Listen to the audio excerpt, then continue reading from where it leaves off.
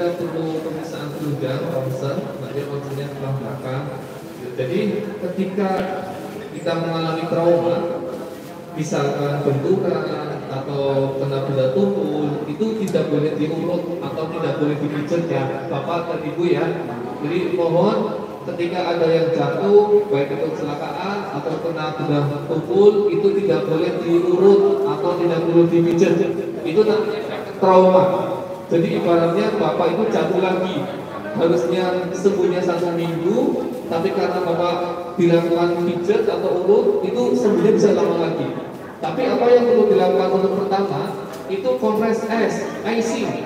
Jadi ambil es batu atau air yang dibekukan di dalam kulkas, kemudian ditempelkan atau dikompreskan pada area yang sakit.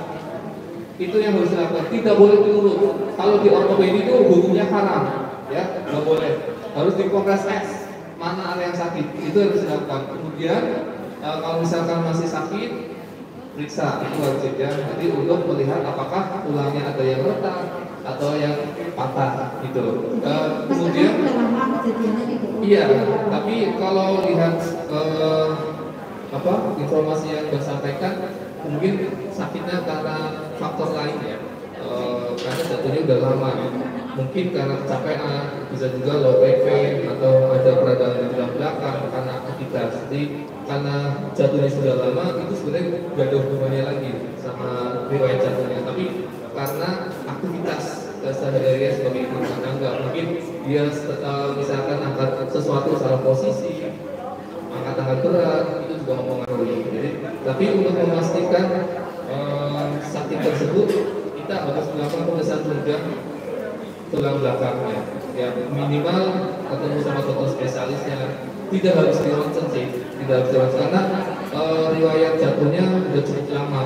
Jadi diperiksa dulu, bisa jadi ototnya mengalami inflamasi atau uratnya, bisa jadi karena hasilnya sudah lama tidak wajib di ronsen. Mungkin kita kasih NSAID atau vitamin neurotropik itu mungkin sudah cukup. Sama kompres kalau misalkan dari icing, nggak boleh kasih yang panas-panas. Terima kasih Mas Heri. Bapak dan Ibu ada yang mau bertanya kembali? Kita kasih kesempatan sebelum kita akhiri acara ini.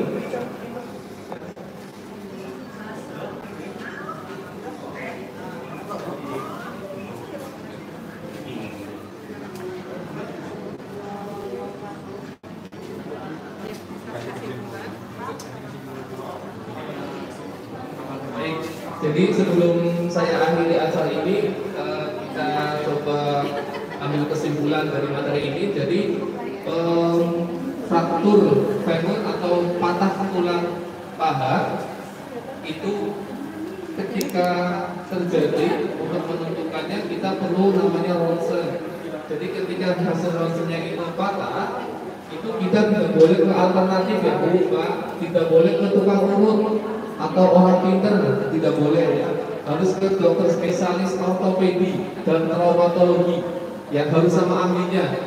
Jadi ketika suatu masalah itu konsultasinya sama ahlinya. Jangan orang yang nggak tahu ditanya, nanti kita malah jadi korban. Sudah habis uang, habis biaya, sembuh enggak, yang ada malah cacat. Apalagi sekarang eranya era BPJS. Jadi semua kasus patah tulang itu bisa di-cover sama BPJS ya.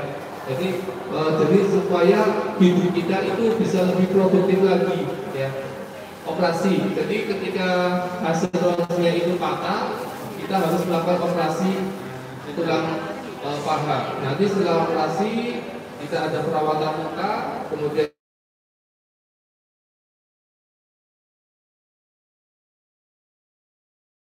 sudah baik atau belum. Nanti kalau misalkan sudah baik, setelah 1 tahun kemudian kita lepas painnya atau ibadah, kira-kira gitu. Oke, karena tidak ada yang mau bertanya kembali, saya akhiri penjelasan kesehatan hari ini. Mohon maaf apabila ada salah kata dan jawaban yang kurang tepat. Billahi wa taufiq wal hidayah. Wassalamualaikum warahmatullahi wabarakatuh.